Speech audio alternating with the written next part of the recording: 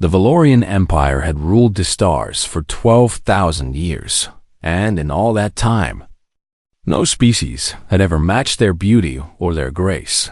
Their skin was pale blue like the morning sky of their homeworld, and their eyes shone silver like polished mirrors that reflected the light of 1,000 suns.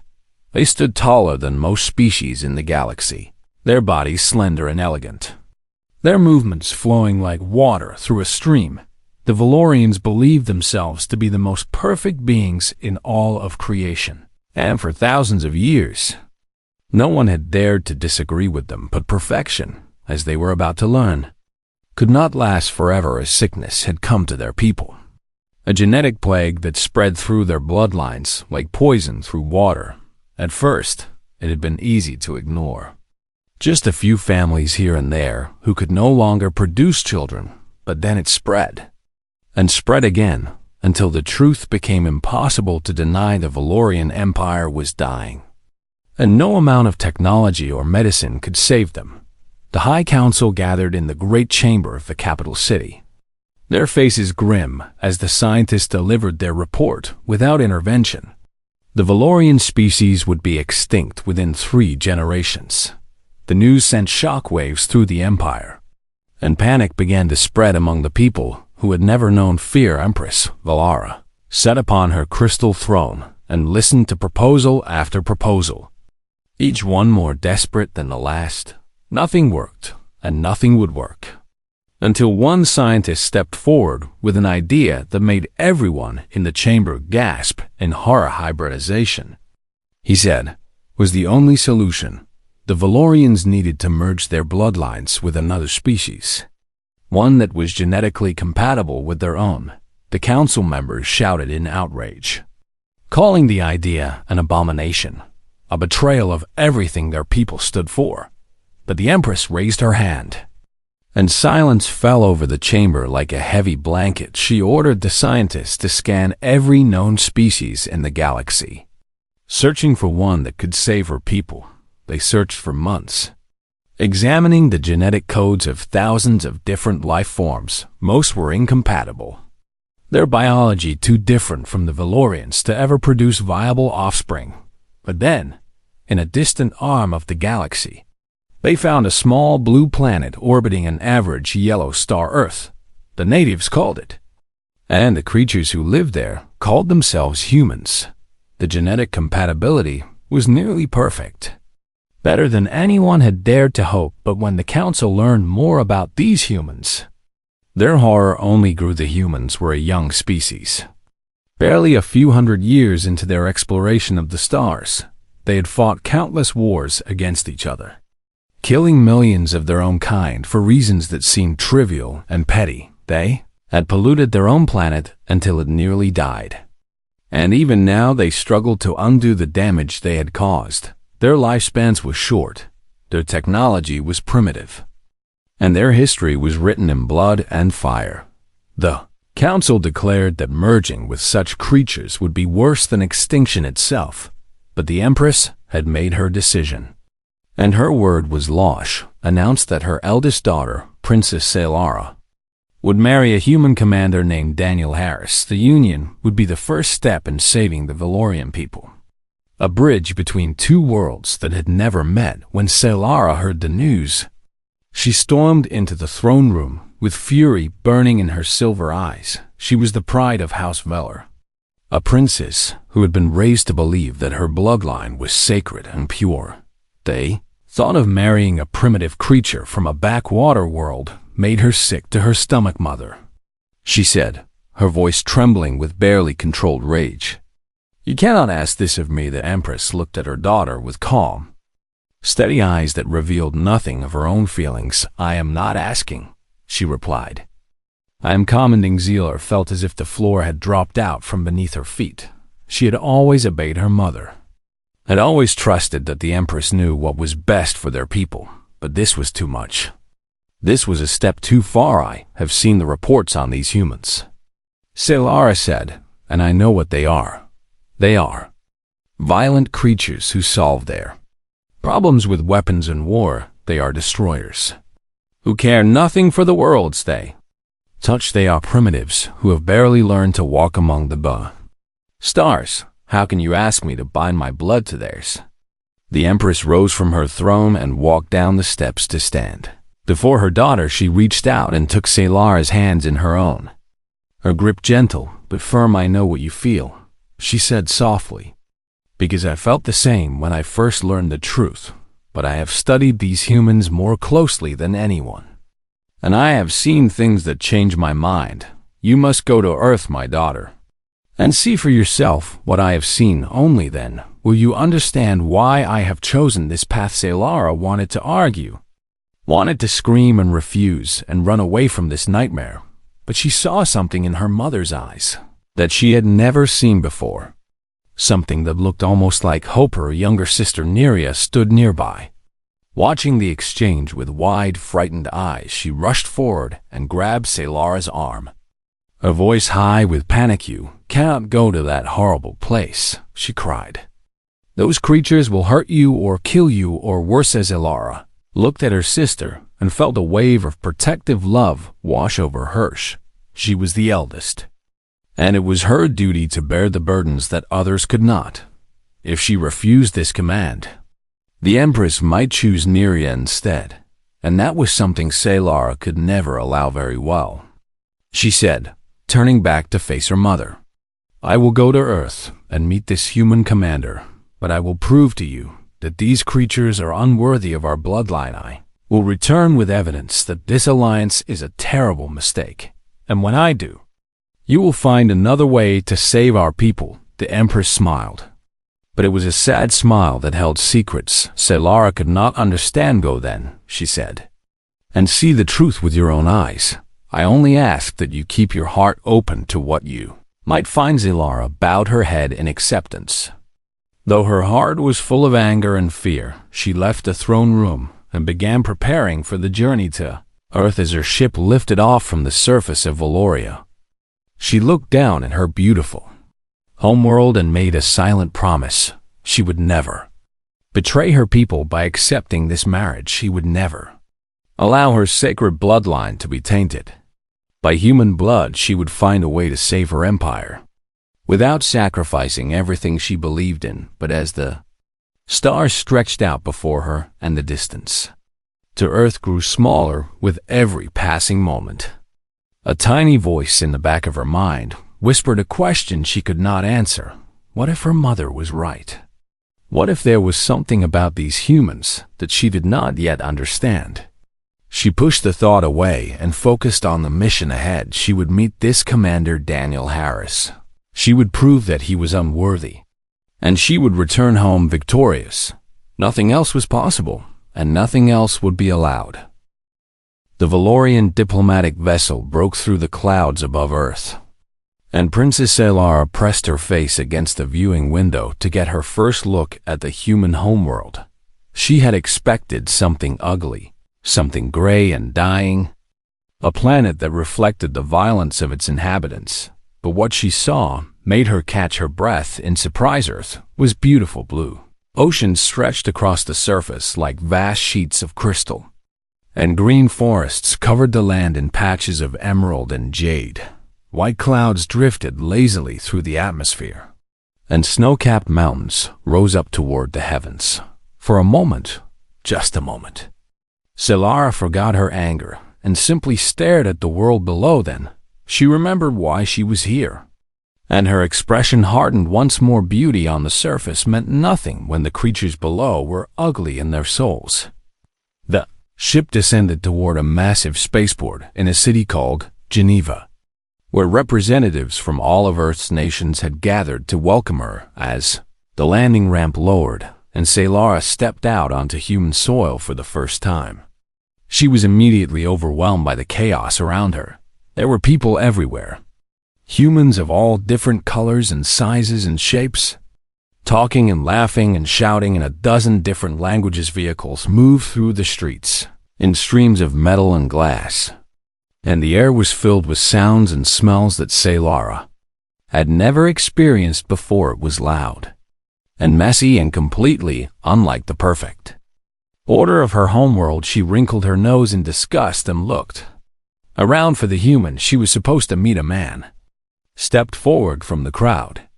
And Solara knew immediately that this must be Commander Daniel Harris. He was tall for a human, nearly matching her own height. With broad shoulders and a strong build that spoke of years of physical training, his hair was dark brown, streaked with gray at the temples, and his eyes were a deep blue that reminded her uncomfortably of the oceans she had seen from above. A scar ran along his jawline, a pale line against his tan skin, and his face was serious but not unkind. He wore a formal military uniform covered in medals and ribbons that Solara did not recognize. She had to admit, if only to herself, that he was not as ugly as she had expected. But physical appearance meant nothing when character was corrupt. Princess Solara, he said, offering a slight bow of respect. Welcome to Earth, and thank you for making this journey. His voice was deep and calm, and he spoke with a confidence that surprised Hirsch. Had expected him to be nervous or intimidated in the presence of Valorian royalty. Instead, he seemed completely at ease, as if meeting alien princesses was something he did every day. She did not return his bow, keeping her posture stiff and formal. Commander Harris, she replied, her voice as cold as winter ice. I trust this visit will be brief, as I have no desire to spend more time on your world than necessary. A flicker of something crossed his face. Perhaps amusement or perhaps understanding. I have been given the honor of showing you our world, he said, and helping you understand who we are as a people. Solara let out a short, bitter laugh that held no warmth. I already know who you are, Commander, she said, stepping closer to look him directly in the face. Your species has been at war with itself since you first learned to hold weapons. In your hands you have murdered millions of your own kind for land and resources and beliefs. You have poisoned your air and your water and your soil until your planet nearly died. You have built weapons capable of destroying entire cities in a single flash of light. What could you possibly show me that would change my opinion of such creatures? Daniel did not look away from her gaze, and he did not seem offended by her words. Instead, he nodded slowly, as if she had said exactly what he expected her to say. Everything, he said quietly. I can show you everything. He gestured toward a waiting vehicle, a sleek craft that hovered a few inches above the ground. If you will come with me, princess, I will take you on a journey across our world. We'll not hide our failures or make excuses for our past. I will show you the truth of what humanity is, the good and the bad, the light and the darkness. And when we are done, you can make your judgment based on what you have seen. Solara hesitated for a moment. Surprised by his honesty, she had expected propaganda and lies. Carefully staged displays designed to make humanity look better than it was. But this human was offering her something different. Something that felt almost like respect. Very well, she said finally. Show me your world, Commander. But know that I do not expect to be impressed. They climbed into the vehicle together, and it rose smoothly into the air before speeding away from the spaceport. As they flew over the city of Geneva, Daniel began to speak about the history of Earth and its people. He told her about the wars that had shaped human civilization, the empires that had risen and fallen, the great tragedies that had marked their journey to the stars. He did not try to make these events sound noble or justified. He simply told her what had happened, in plain words that carried the weight of truth. Solara listened in silence, her silver eyes watching the landscape pass below. She saw cities filled with millions of people, living and working and building their lives together. She saw farms that stretched for miles, growing food to feed the hungry populations of the world. She saw factories and hospitals and schools, all the infrastructure of a civilization that refused to stop growing despite her best efforts. She found herself becoming curious about these strange creatures. How did you survive? She asked suddenly, interrupting his explanation of a war that had happened centuries ago. You have faced so many disasters, so many threats to your existence, and yet you are still here. How is that possible? Daniel turned to look at her, and for the first time, she saw something deep and powerful in his blue eyes, because we refuse to give up. He said, no matter how bad things get, no matter how hopeless the situation seems, there is always someone who stands up and keeps fighting. That is what makes us human. Princess, we are not the strongest species in the galaxy, and we are certainly not the wisest, but we are the most stubborn, the most determined, the most unwilling to accept defeat. Solara did not know how to respond to his words. She had been taught her whole life that the Valorians were the greatest species in the universe, superior to all others in every way, but here was this human, speaking with such quiet conviction about his people, and she found herself wanting to know more. The journey continued as the sun began to set over the horizon, painting the sky in shades of orange and pink and gold. Solara watched the colors change and felt something shifting inside her heart. She was still determined to prove that humans were unworthy of the alliance, but for the first time since leaving Valoria, she wondered if perhaps there was more to these creatures than she had believed. Perhaps, just perhaps, her mother had been right to send her here. She pushed the thought away and focused on the task ahead. Tomorrow, Daniel would show her more of his world, and she would find the evidence she needed to end this foolish marriage proposal. Nothing else was acceptable, and nothing else would satisfy her honor. The next morning came too quickly, and Solara found herself standing beside Daniel Harris as their craft flew toward the first destination of the day. He had not slept well, her mind filled with thoughts and questions that refused to let her rest. The human commander had said he would show her everything, and she was both curious and afraid to see what that meant. Their first stop was a place called Hiroshima, a city in a nation called Japan. As they landed and walked through the quiet streets, Solara noticed that the people here moved with a certain heaviness, as if they carried invisible weights upon their shoulders. Daniel led her to a memorial park, where a single damaged building stood surrounded by gardens and monuments.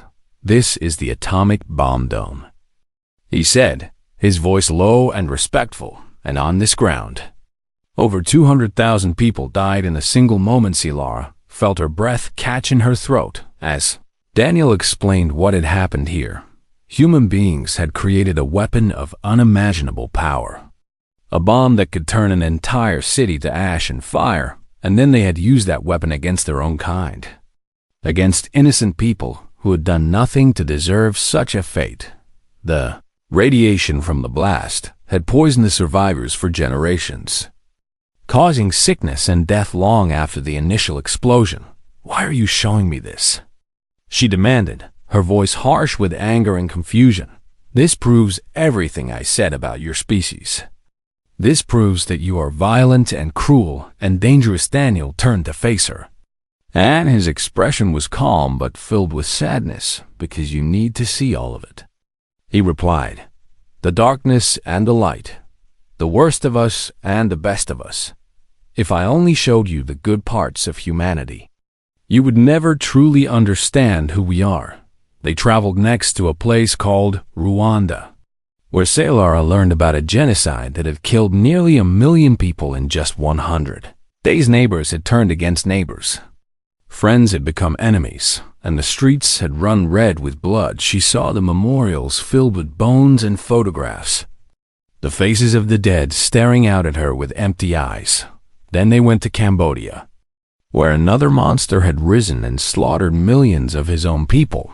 They visited Poland, where camps had been built for the sole purpose of murdering people based on their religion and heritage. Each stop was more horrible than the last, and Solara felt herself becoming numb to the endless parade of human cruelty. By midday, she had seen enough evidence to condemn humanity 1,000 times over.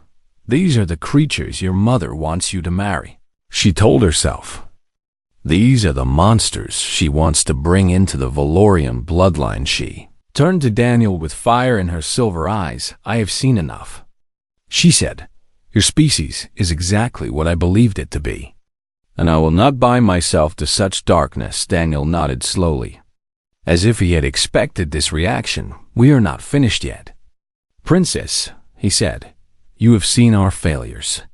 But now it is time to see something else." She wanted to refuse, wanted to demand that he return her to the spaceport so she could leave this horrible planet forever. But something in his eyes made her hesitate. Something that looked like hope mixed with determination. "Very well," she said through gritted teeth.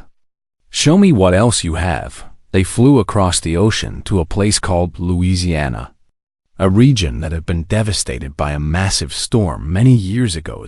The hurricane had destroyed homes and killed thousands of people, leaving entire communities in ruins. But when Solara walked through the streets of a small town called Slidell, she saw something she had not expected. People were rebuilding, not just their own homes, but the homes of their neighbors as well. She watched as humans of different colors and backgrounds worked side by side, sharing food and water and supplies.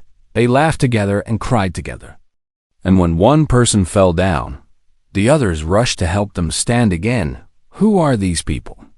she asked Daniel, confused by what she was seeing. "They are volunteers," he replied. "People who came from all over the country to help strangers they had never met. Some of them lost their own homes in other disasters, and they wanted to give back what they had received. Others simply heard about the suffering and decided they could not sit by and do nothing." Solara watched a young human woman carrying boxes of food to an elderly couple who could barely walk. She saw children playing in the mud while their parents hammered nails into fresh wooden frames. She heard singing and laughter and prayers, all mixed together in a chorus of hope. They traveled next to a hospital in Seattle, where Daniel introduced her to doctors and nurses who worked impossible hours to save lives. These healers did not ask for payment or recognition. They simply did their work because they believed every life was worth saving. She met a surgeon who had operated for 18 hours straight to save a child she had never met before. She met a nurse who held the hands of dying patients so they would not have to face death alone. Then they went to a school in Chicago, in a neighborhood that had been forgotten by the rest of the world. The children here had nothing. No money, no fancy clothes, no toys or games or comfortable beds. But when a new student arrived who had even less, these poor children gave what little they had. Without being asked, Solara watched a small girl take off her own jacket and wrap it around the shoulders of a shivering boy. The girl smiled as if she had received a gift, instead of giving one away. "How can this be?" Solara whispered, her voice cracking with emotions she did not understand. "These are the same creatures who committed all those terrible acts. How can they also be capable of such kindness?" Daniel stood beside her, watching the children play in the schoolyard. "We are not a perfect species," he said quietly. "We have done terrible things, and we will probably do terrible things again. But we also do this. We help each other. We heal each other. We lift each other up when we fall. That is what it means to be human. Princess, we are capable of great evil, but we are also capable of great good. The choice between them is what defines us." Solara felt tears forming in her silver eyes, though she could not have explained why she had come to Earth expecting to find monsters. And instead, she had found something far more complicated. She had found a species at war with itself, struggling between its worst impulses and its best intentions. And somehow, despite everything she had seen, she found herself wanting to understand them better. The sun was setting as they returned to the craft, painting the sky in colors that seemed to match the confusion in her heart. Tomorrow would be the last day of her visit, and she still did not know what she would tell the High Council when she returned home. "Are there more things to see?" she asked Daniel as they lifted off into the evening sky. "One more thing," he replied. And it is the most important of Alzilara looked out the window at the darkening world below and wondered what could possibly be more important than what she had already witnessed she would find out tomorrow. And somehow she knew that nothing would ever be the same again. The final day of her visit to Earth had arrived, and Princess Saylara woke with a strange feeling in her chest that she could not name. It was not quite fear and not quite hope, but something in between that made her heart beat faster than normal. She had seen so much in the past few days, so many terrible things and so many beautiful things, and her mind was still struggling to make sense of it all. Daniel Harris arrived at her quarters early in the morning, dressed in his formal uniform with all his medals shining on his chest today. He said, "I will show you the truth about humanity. The thing that defines us more than anything else." Saylara nodded silently and followed him to the waiting craft. They flew for several hours, crossing mountains and plains and rivers until they reached a range of tall peaks. Covered in snow, the craft descended into a hidden valley, where massive doors built into the mountainside slowly opened to receive them. "Welcome to the Earth Defense Coalition headquarters," Daniel said as they landed inside a vast underground chamber. "This is the heart of our military, the place where we coordinate our defense against any threat to our world." Saylara looked around at the bustling activity.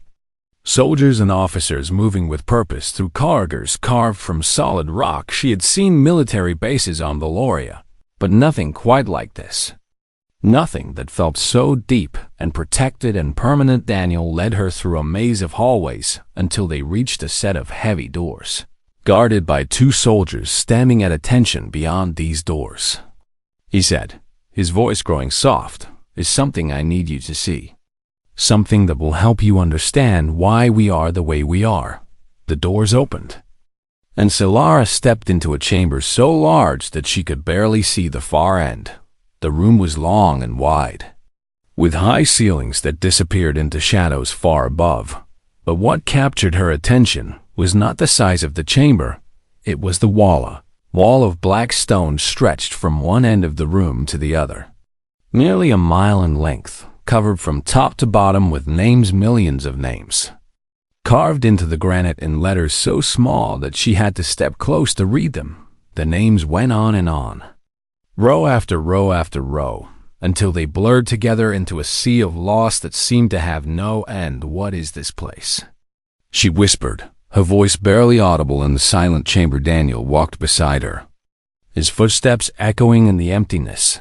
"This is the memorial wall," he said, "and these are the names of everyone who died defending Earth during the Kethrani invasion." Saylara felt a chill run down her spine at the mention of the Kethranishi. Knew of them, a brutal species that had swept through the galaxy centuries ago, conquering and enslaving every world in their path. But she had not known that they had come to Earth. "Tell me what happened," she said, and Daniel began to speak in a voice heavy with memory and pain. "The Kethrani arrived in the year 2147, he explained, with a fleet of warships that outnumbered our entire navy 50 to 1. Their technology was far beyond anything we had ever seen. Weapons that could destroy cities from orbit, shields that laughed at our missiles and lasers. They gave us one chance to surrender, one chance to submit to their rule and become slaves for the rest of our existence." Isella watched his face as he spoke, seeing the shadows of old grief moving behind his blue eyes. "What did you do?" she asked, though she already knew the answer. "We refused," Daniel said, and his voice grew stronger despite the pain it carried. "We knew we could not win. We knew that fighting meant death for millions of our people, but we refused to surrender. We chose to fight because we believed that freedom was worth dying for. Even if we could not win." The war lasted 3 years, and every day was a nightmare of blood and fire and death. They burned our cities and killed our soldiers and murdered our families. But we kept fighting. Every time they knocked us down, we stood back up, and every time they killed one of us, 10 more took their place." He stopped walking and placed his hand against the cold black stone. his fingers tracing a cluster of names. "My father is here," he said quietly, "and my mother and my brother.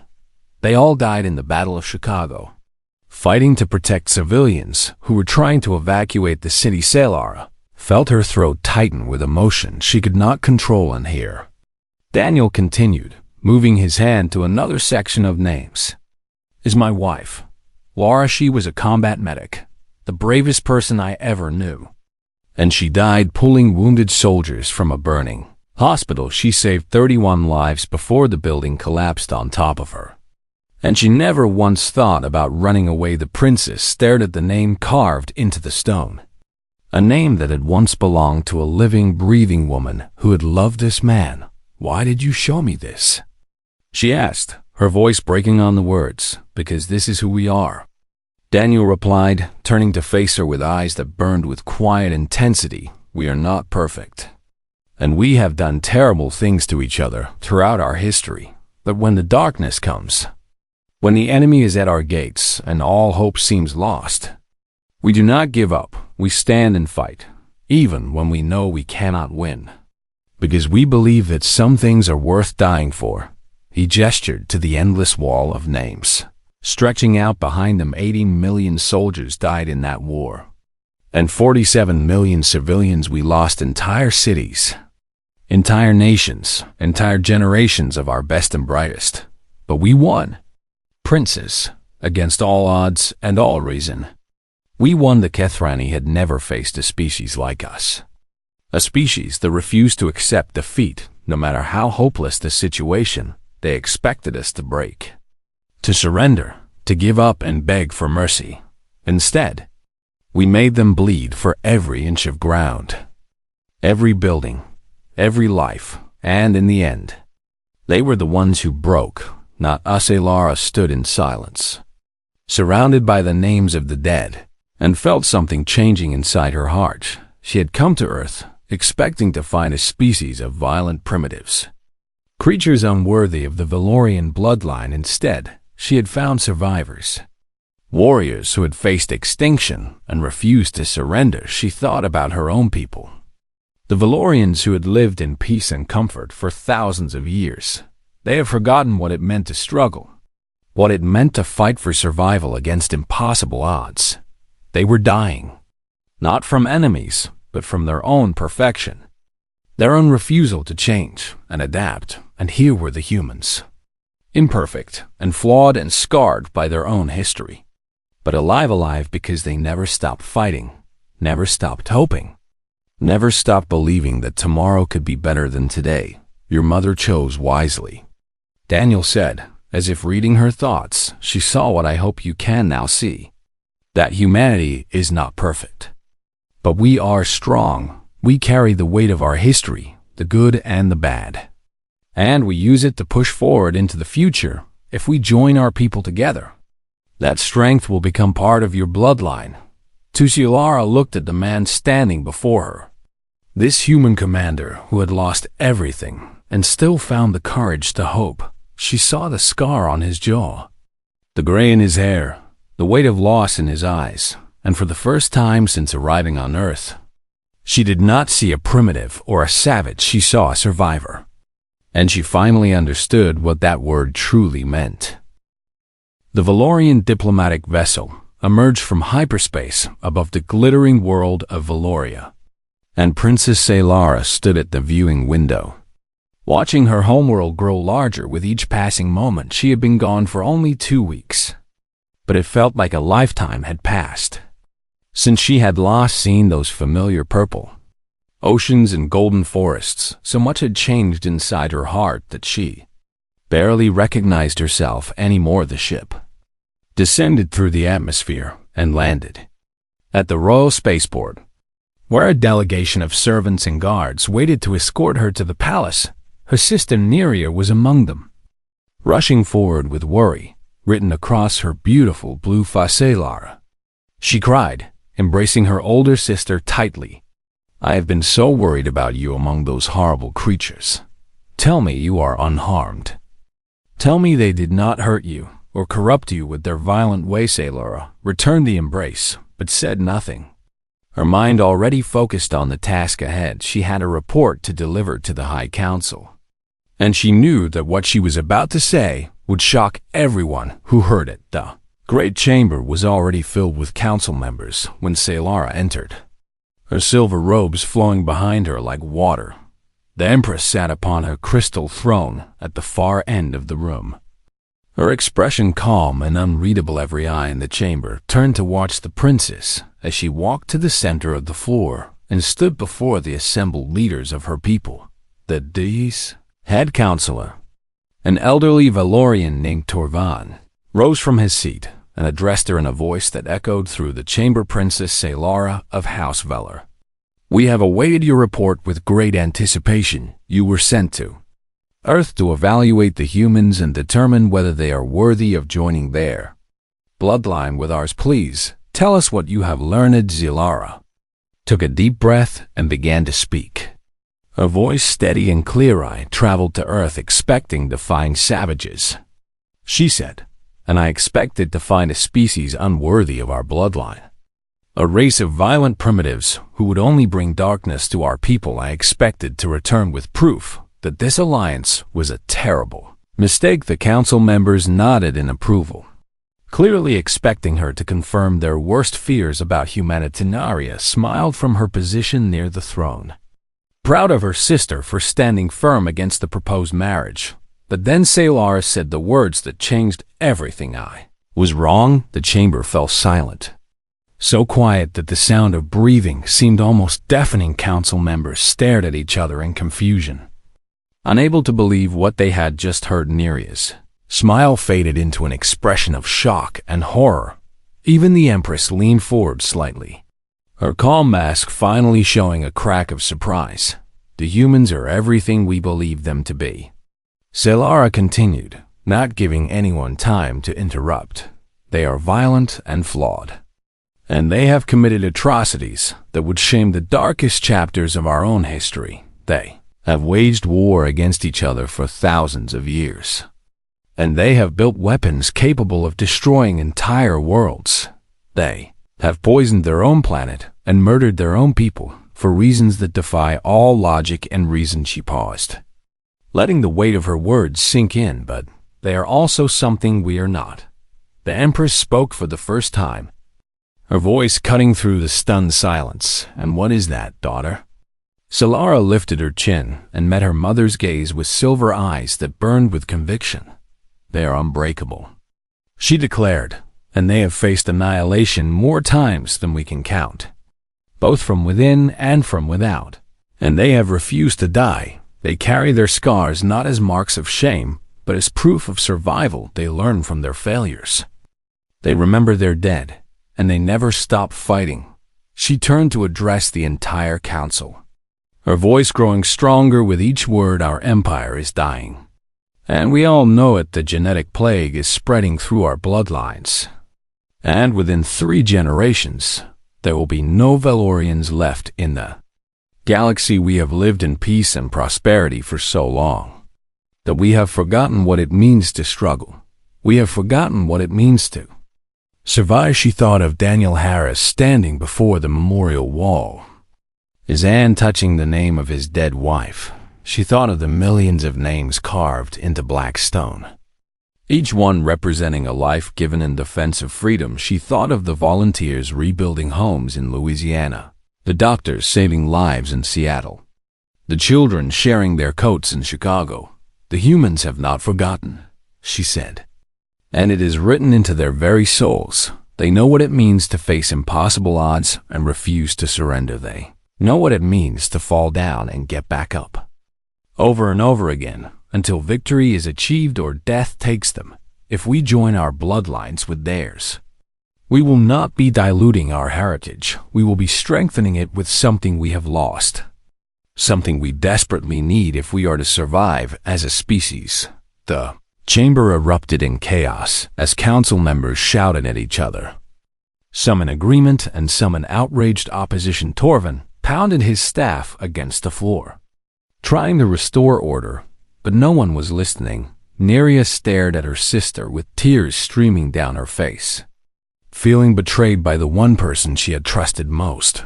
but through all the noise and confusion, the Empress remained silent, her eyes fixed on her eldest daughter finally. She rose from her throne and descended the steps to stand before Salara. The chamber fell quiet, as everyone watched the two women face each other for a long moment. Neither spoke, and the tension in the air was thick enough to choke on. Then the Empress smiled. A warm smile that transformed her face and made her look decades younger. "You have seen what I hoped you would see," she said softly, speaking only to her daughter. "You have looked past the surface and found the truth that lies beneath. The humans are not perfect, but they have something precious, something that could save our people if we are wise enough to accept it." She reached out and took Salara's hands in her own. Just as she had done before sending her to Earth, the marriage will proceed 1 month later. The great hall of the Valorian Palace was filled with representatives from 100 different worlds, all gathered to witness a union that would change the course of history. Princess Salara stood in robes of silver and gold, her heart beating fast as she waited for the ceremony to begin, and then Daniel Harris walked down the aisle toward her. Dressed in his formal uniform, with his medal shining on his chest, he looked nervous for the first time since she had met him. This man, who had faced alien invasions and impossible odds without flinching, but when he reached her side and their eyes met, his nervousness faded into a smile that made her heart skip a beat. The ceremony was long and filled with ancient traditions from both species, but Salara barely noticed any of it. All she could see was the man standing beside her, this human survivor who had shown her the truth about his people when the time came to join hands. She reached out and took his fingers in hers. Feeling the warmth of his touch, she looked into his blue eyes and saw not a primitive or a savage, but a partner, someone who would stand beside her no matter what challenges lay ahead. The future was uncertain, and there would be struggles and hardships in the years to come, but for the first time in her life, Salara was not afraid, because she had learned the most important lesson that humanity had to teach. The lesson that had allowed them to survive when so many others had fallen. Never give up, never surrender, and never stop believing that tomorrow can be better than today. As the ceremony concluded and the crowd erupted in celebration, Salara squeezed Daniel's hand and whispered words that only he could hear. "Thank you for showing me the truth." He squeezed back and smiled. And in that moment, two species became one. The Valorian Empire would survive, not because of their ancient bloodlines or their perfect beauty, but because they had finally learned what it truly meant to be strong, and that strength, born from struggle and forged in fire, would carry them forward into a future brighter than any they had ever imagined.